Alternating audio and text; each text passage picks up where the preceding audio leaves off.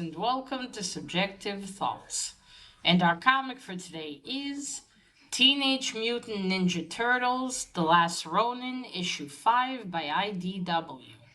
Now there is violence, killing, fighting, blood, injuries, explosions, and destruction in this one. So if you are in any way squeamish, you have been warned. Also, spoilers. Alright, here's the team. So, I finally read the last issue of The Last Ronin. Oh, it's been quite the story. Alright, let's get into it. So, when we left off at issue 4, Mikey, Casey, Marie, April, and the whole resistance, or the part of the resistance, they finally they managed to take down Stockman, take down Stockman, and thus Oroku Hirotu no longer had his technology, because Stockman built it all, and it was controlled from his fortress. All right, so we start this series with it says now. We see Mikey sitting in Master Splinter's room, looking at his journal, and the hallucinations, like the voice in his head of his brothers, of Donatello, Leonardo, and Raphael, all talk to him, telling him, "You're stalling, you're deliberating. Why aren't you going now? To go finish off Oroku Hirotu." And he's arguing back at them, and he said, "Yeah, I've listened to all of you, and look where I am, and I remember all the time what happened." Yelling back at them and telling them to just go away already. And then we see he looks up as he gets ready, and they're all gone. So I think this is a moment where he finally banished away those demons. Yeah, not demons, but the voices, the voices of his brothers and his hallucinations that spurged him on for this whole whole journey to revenge. As we know, that usually leaves you very empty. Alright, so that's it. Mikey finishes getting ready. He takes Master Splinter's journal, writes something in it, closes it, and leaves it there. And then he's gone. He's going to face off Oroku Hirotu. Yeah, second, finish him off finally. And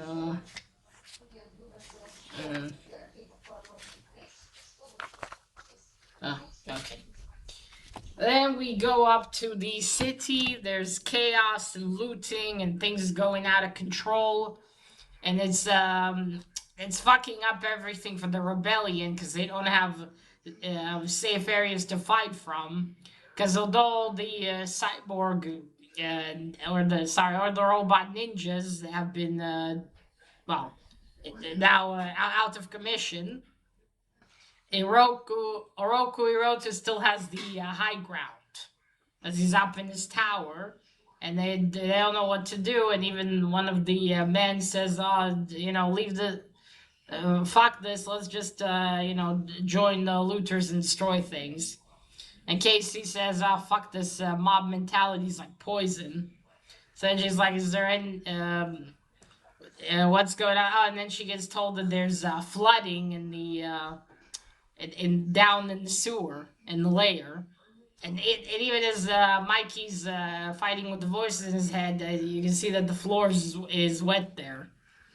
And I did wonder about that when I started reading. Why is everything wet? So Casey goes down to her mom, or she says, "I'm gonna go check on mom." Then we go to Oroku. Oh wait, she told about the flooding. Was that later? 1 second. Yeah. Okay, she was told about flooding. Yeah, and then she said, "Oh no, the later."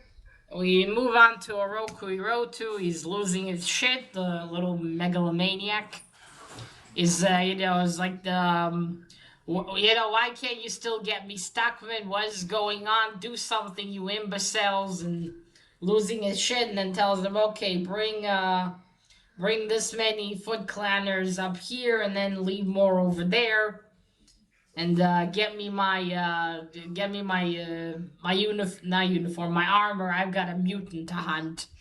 And we see Mikey standing outside on a building looking at the tower. He's already made it there. Let me just confirm. I hate how it jumps between everything sometimes. Okay, yeah.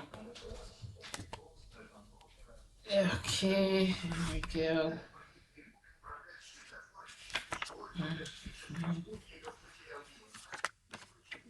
Okay. Then we moved back to the lair. Casey finds her mom. April's trying to fix the pumps, but she tells Casey, you know, I've neglected it for too long. Everything's rusted shut. We need to do something, and tells Casey Murray to help her up. And then Casey Murray asks her, "Where's Michelangelo or where's Sensei?" And April tells her, "I'm sorry, Casey, but he's gone." And Casey Murray's all mad. "Mom, how could you let him leave?" And April tells her, "I didn't know. He left without saying goodbye to me either. I just left." And you know, now what? They have to fix the pipes. Oh, because I think oh yeah, and she goes into the lair and sees the wetness. She also sees Master Splinter's journal laying there on the table, and she's like, Sensei wouldn't just leave it laying around. So she takes it and puts it in her backpack. And she go finds her mom, and they're like, "No, oh no, we have to." Oh yeah, now they have to fix the pipes, or else the whole layer is gonna be flooded and everything. And because a lot of the resistance is in the sewer, or hiding there in the sewers. Okay.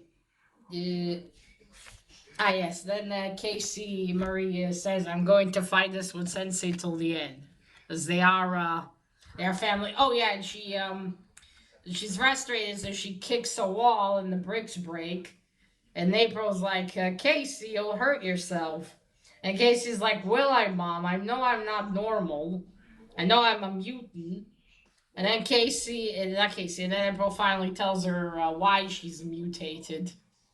Yeah, for what reason? Yeah, Casey runs off, and we're finally back at Oroku's tower. Once again, Mikey got in there, put some explosives to create a distraction, but had put in a bit too much explosives. It did get him the distraction he wanted, and also blew up a bunch of Foot Clan, but it also informed Oroku Hirotu that he's coming. So we don't see him, but we see his trail of death. A lot of dead Foot Clans, now all of them human, as all these cyborg ninjas are now out of commission. He goes up and he says, you know, you see, none of them really want to fight for their leader. They're not ready to die for him. And I mean, can you fucking blame them? The guy's fucking bonkers. So he keeps going until he reaches the final door at the top of the tower. Oh, and also none of those Mouser robots as well that blew up last time.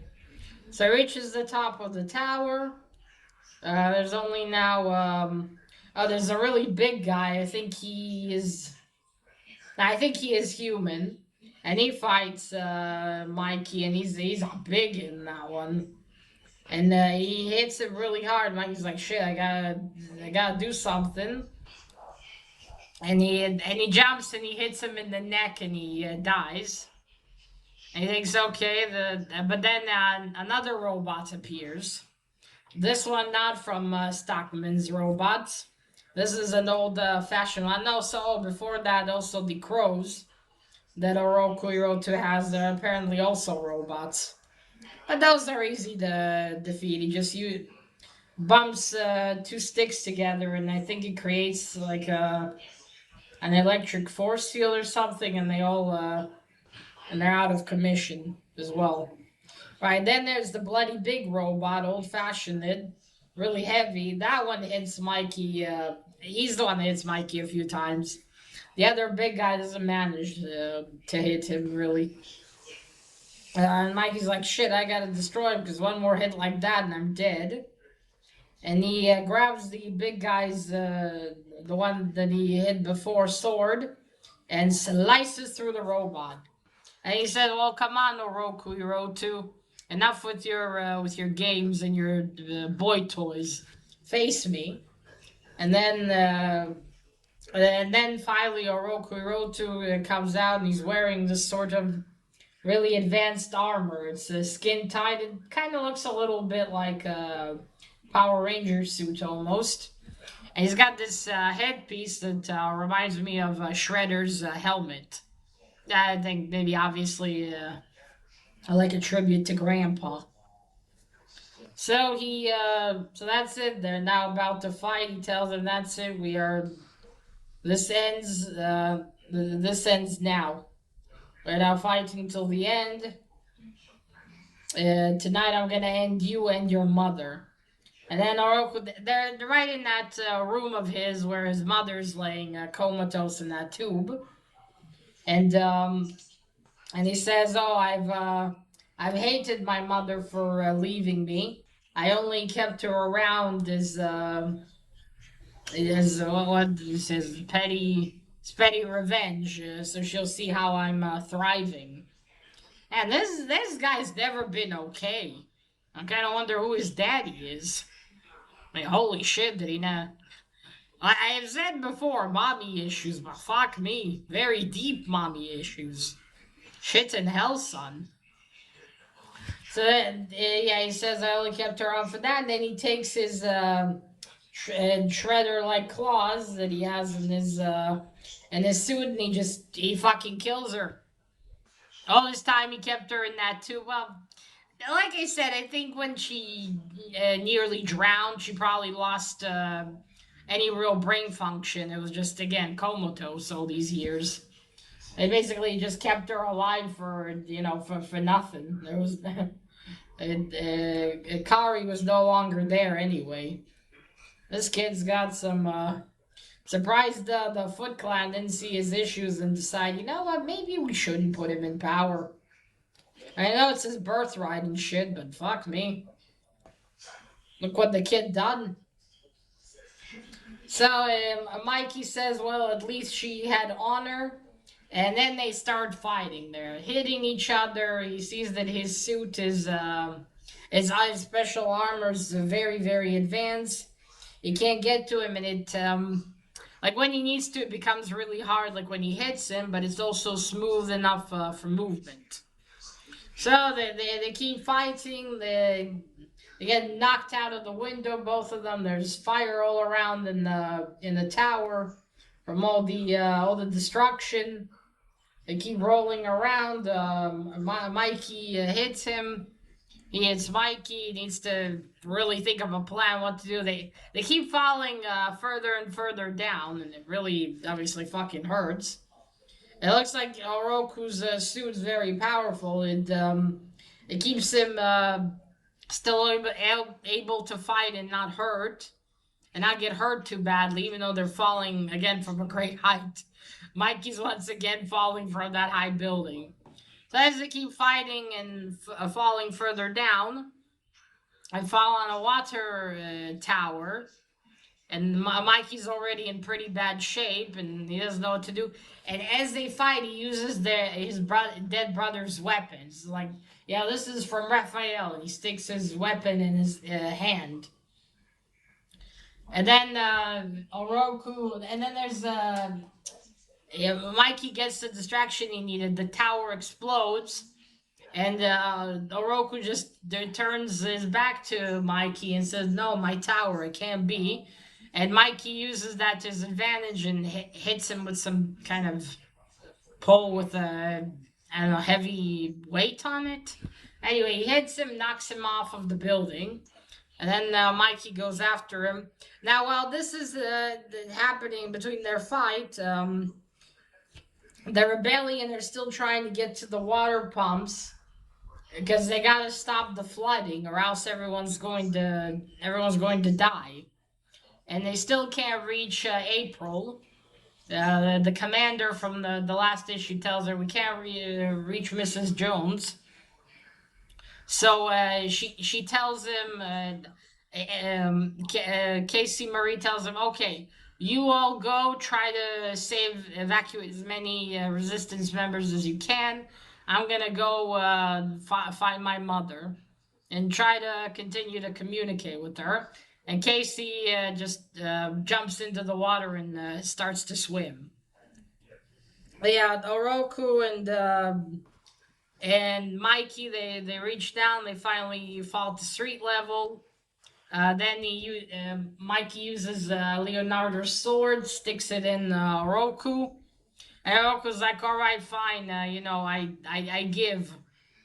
You win."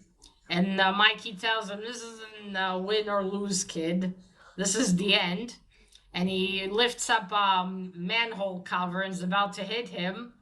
And and Oroku, like, this was all just a ploy. He hits him, and Mikey's like, "Fuck, it was a trick, and I fell for it." But then he throws Donatello's stick at him, and then he said, "Well, shit, I need to regroup and bandage my wounds."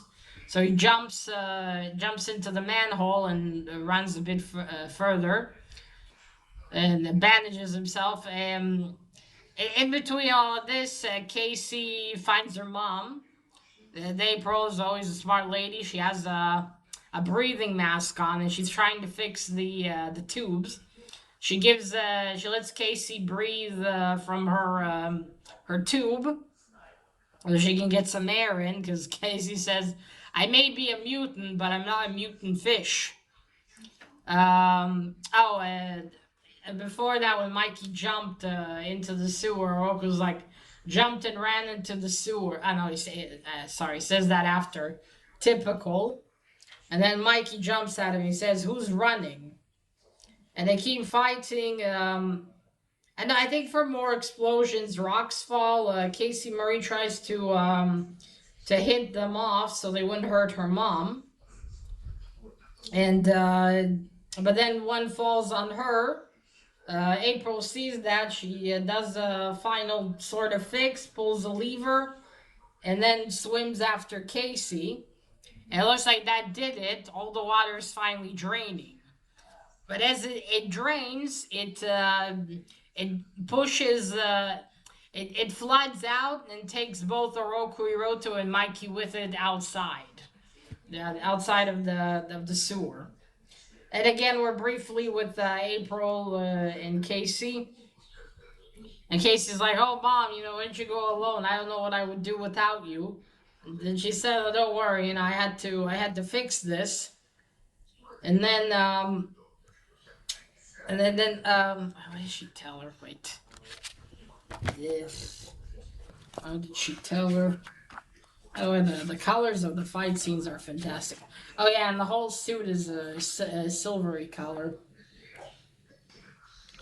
Ah, and yeah, April said, "Hey, that's what I do, fix old broken things." Okay, yeah. Okay. And then she tells her, "I didn't tell Mikey, but when I took blood samples from him, I installed a tracker on him, probably I don't know, a nanite in his blood. So I wanted to tell you, but you ran off on me." And so like, "Okay, you can use our radio wave to track him." She said, "All right, Mom, I'm going." And April says, "I'll be right behind you." Then we go back we go back to Mikey and Oroku Hirotu. The current pushed them out into the river? No, not river. Is it well, Manhattan's surrounded all by water there. It's not a sea, though, is it? It's like a river? No, not a river. Not a lake either, is it? Anyway, into the water. They fall. There's mud all around, and they continue to fight. And he's like, "You will not, Roku. You won't defeat me." And then they keep fighting, and it looks like his armor just closed around the Leonardo's katana, and he keeps fighting. Mikey approaches him and grabs it, and he said, "You know, you won't defeat me. I'm a god." Like I said, a megalomaniac.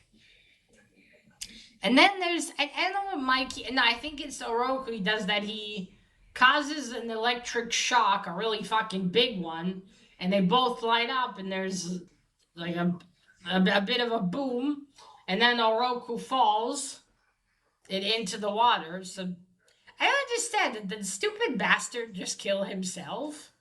Or did Mikey grab him somewhere and that caused it? But anyway, stupid bastard's finally dead. Then you see the Mikey struggling to get out, and this is it. This is finally the end. He falls on his back just as Casey Marie jumps out of the big pipe they came out of, and she runs toward him. And she said, "Sensei." And she runs towards him. She holds him, and he says, "I'm sorry, kid." She's like, "Why didn't you wait for me?" So I'm sorry, kid. I had to finish. Yeah, you need to finish this. She said, "But you promised. There's so much that you need to teach me." And she hands him the journal, and he says, "Everything the Master Splinter knew is here, and also a last lesson from me." And on the last page, Mikey wrote, "No peace." I don't remember.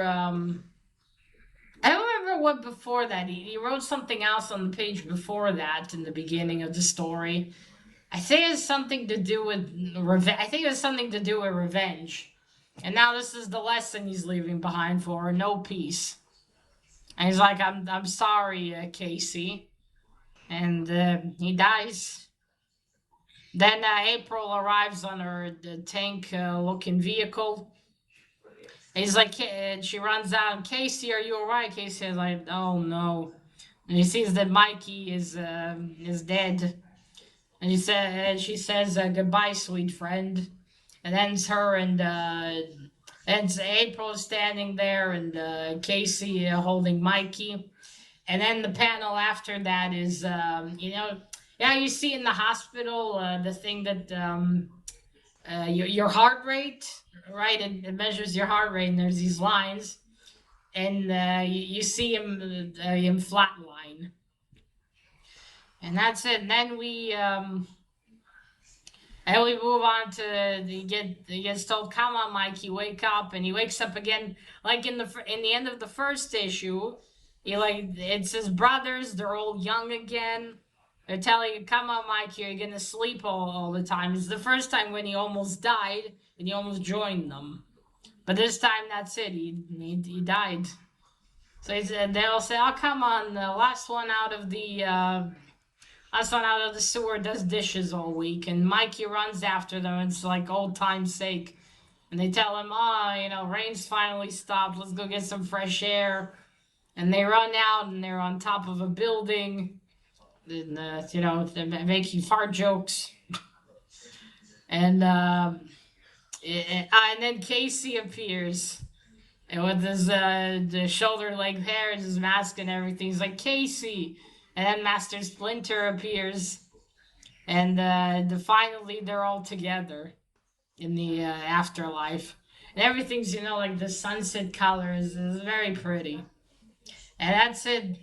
Yeah, that's the end. Mikey's finally reunited with his family.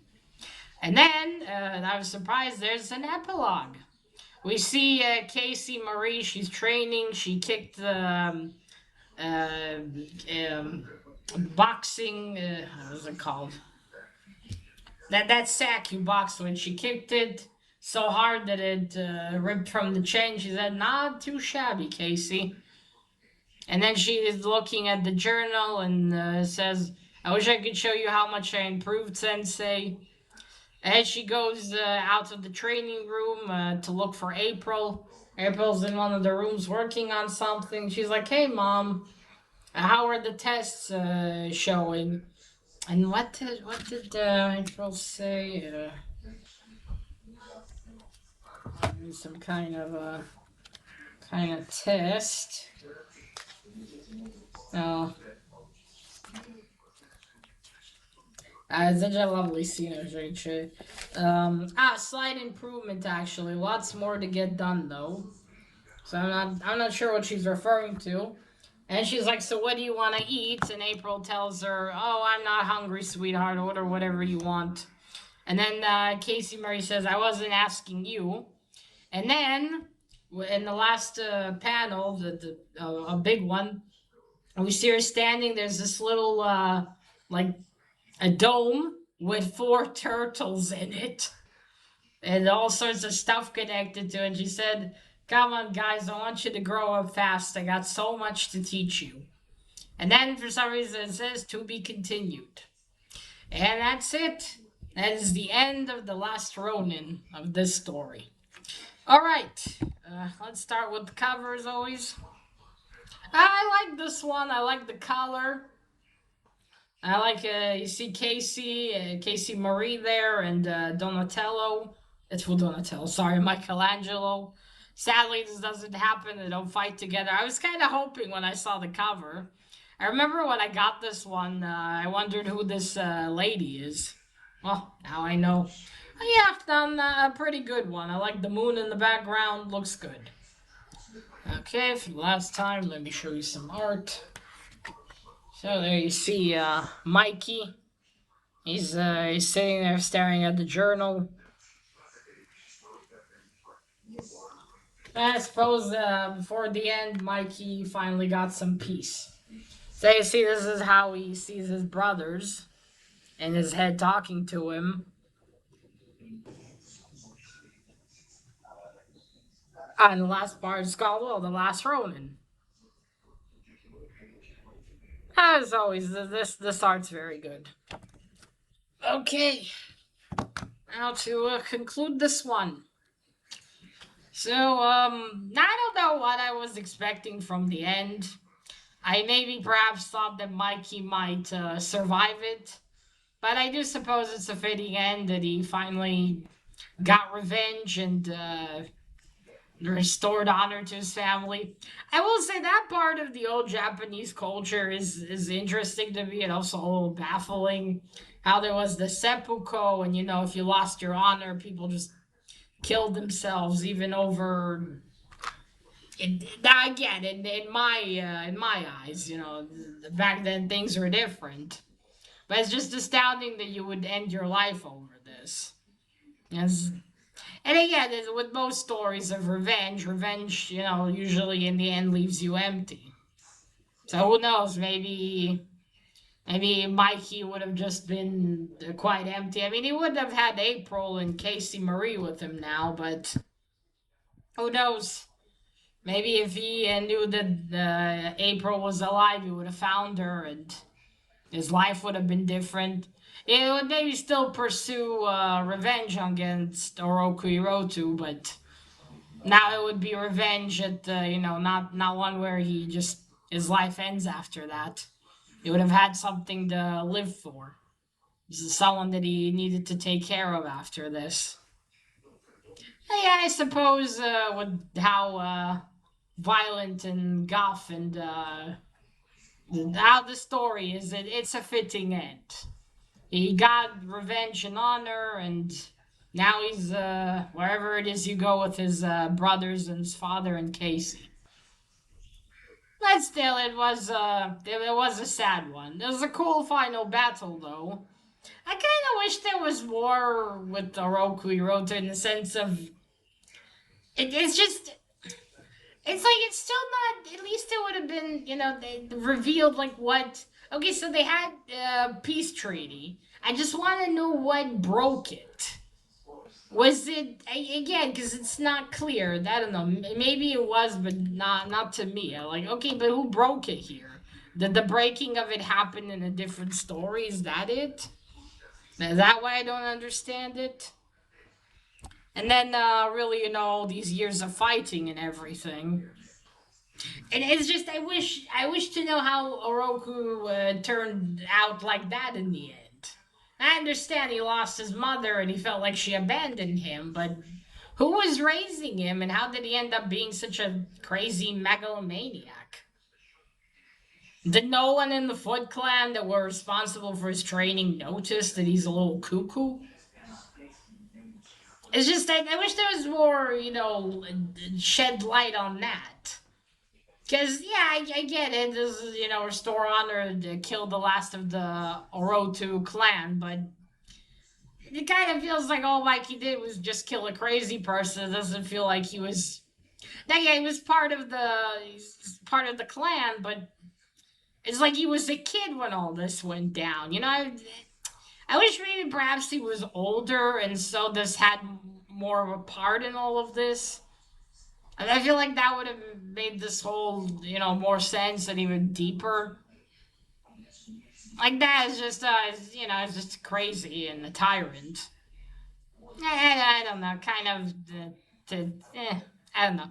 I would have preferred it to have some more deep meaning. Maybe he was 16 when his mother was killed, and does he decide, his 16-year-old hormones growing up, and that's when he decided I'm going to get revenge. Because I feel like that would.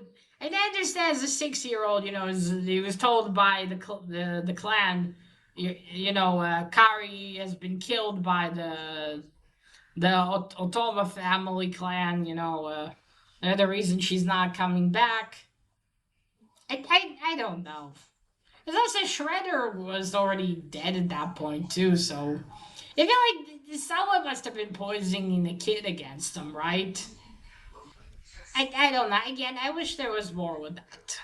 But other than that, this has overall been an interesting story.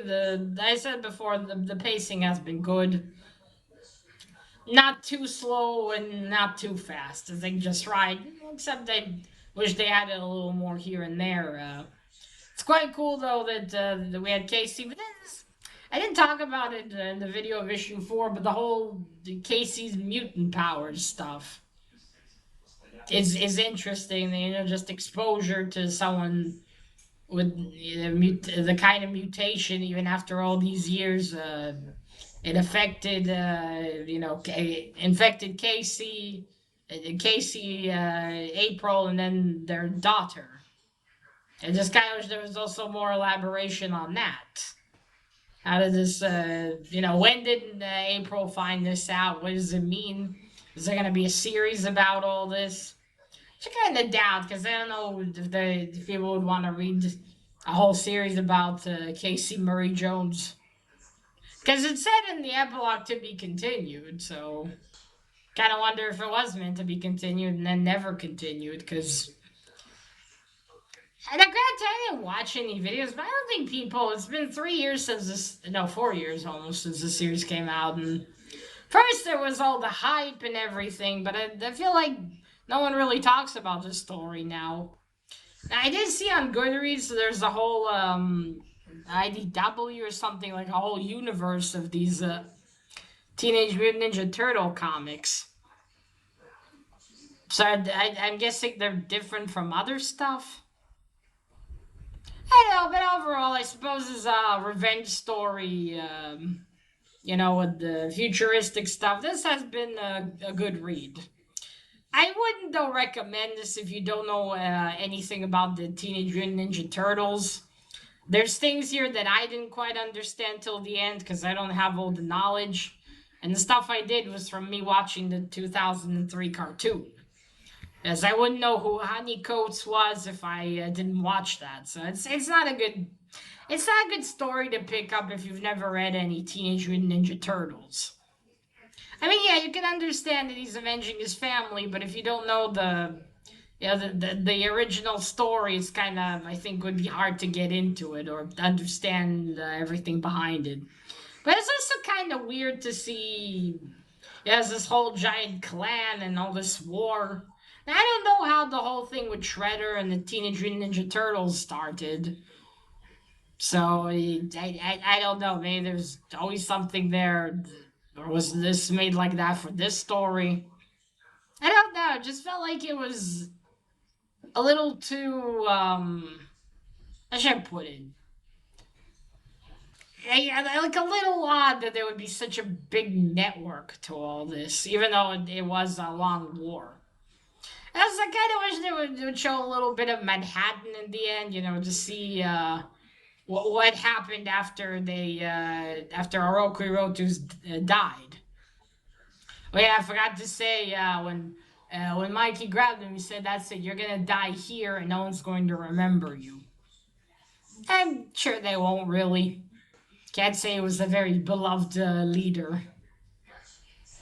But yes, well, that's about it. I did enjoy it, but I don't think this is something I'll reread. I think it's a thing you read once and that's it. There has been more though. There's the last Ronin, the Missing Years, that came out. I think sometime after this series. I didn't pick it up at the time because I haven't read the whole series. I just thought, what if I don't know if I like this main story. I guess that could be an interesting look at where Michelangelo has been all these years, what he's done. So there's that. I don't know if I'll pick it up though. I mean, kind of makes it sad that he dies in the end. Oh yeah, and one more thing. What exactly are April and Casey Marie planning to do with those turtles? Like, what the fuck is that? You want to tell me they're mutating turtles? Are they gonna make more Teenage Mutant Ninja Turtles? Now I get it. April lost her, part of her family. Mikey, Don, Raph, Leo, but it seems a little. I don't know. It seems a little fucked up to mutate more Teenage Mutant Ninja Turtles for. I don't understand the purpose. They just want to have them with them again? And if so, again, is that a little fucked up? I mean, you're gonna have them live a life of hiding, and is it so Casey has I don't know what friends? Because the way she tells them to hurry up and grow, I have so much to teach you implies that they're going to understand her. And since they're not just in a regular aquarium, they're in a special kind with blood to shit. It's like, wait a second. But I don't know. I don't know if a series ever came out after this with Casey and these turtles. I don't know. It just feels very weird. Although I suppose maybe it's kind of like I don't know, maybe like parents that lost a son to war, but he I don't know saved his sperm, and then they have a surrogate mother carry a grandchild, so they'll have a piece of their son still with them. I mean, that's kind of the idea. I don't know. I'll have to check if a series did indeed ever come out. I suppose it would be interesting to see what they would do with that, but again, feels really weird. Yeah. Well, so that has been The Last Ronin. If you like, the thing is, only if you're fine with reading violent stories or you like violent stories, I would recommend this one. It's a good story, but if violence and all that is not for you, I would not recommend picking this up. It has a ton of violence, blood, and everything. It wouldn't be for you. Even if you're a huge Teenage Mutant Ninja Turtle fan. As even then, it is a depressing story. Well, that is it, folks. Let me know what you thought of The Last Ronin. Did you like the whole story? Did you not? I would be interested to know. And that is it. Remember, collect what you're passionate about, share it on YouTube. Bye!